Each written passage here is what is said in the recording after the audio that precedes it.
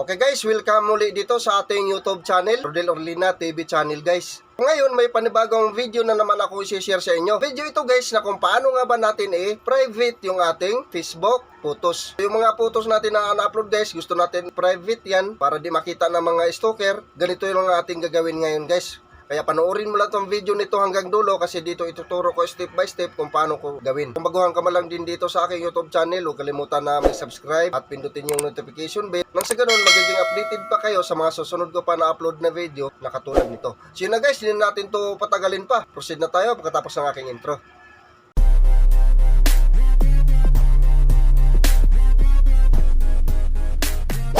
Guys, para makapagsimula na tayo sa ating tutorial, so proceed na tayo doon sa ating Facebook apps. So itong Facebook apps. So tandaan nyo guys, yung pinaka-guide natin, itong kulay orange, ito lang yung sundan ninyo.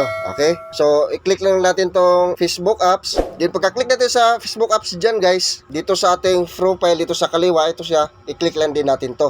Then, itong more guys, i-click lang natin tong more. Pagkatapos, dito sa photos, i-click natin itong photos. So ngayon guys, dito na tayo ngayon pipili ng gusto natin i-private na photos. Halimbawa guys, ito siya. Gusto ko itong i-private.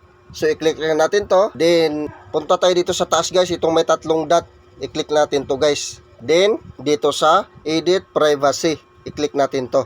So sundan nyo lang itong video nito guys hanggang dulo kasi napakadali at simple lang nitong gawin. Katapos guys, nakasit siya dito sa public. So ibig sabihin guys, yung mga na-upload natin na photos, nakikita yung kasi naka-public pa siya. So para di na siya makita ng iba guys, ikaw lang yung makakakita ng mga photos mo sa Facebook mo. So gagawin natin dito, i-click natin tong only me. Nang sa ganon, ikaw lang talagang makakita nito at hindi makikita ng mga stalker. So i-click natin tong only me. Then, automatic guys, na-activate na yan siya.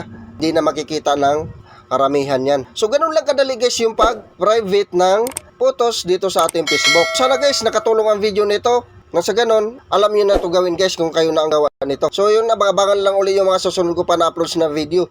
Maraming salamat.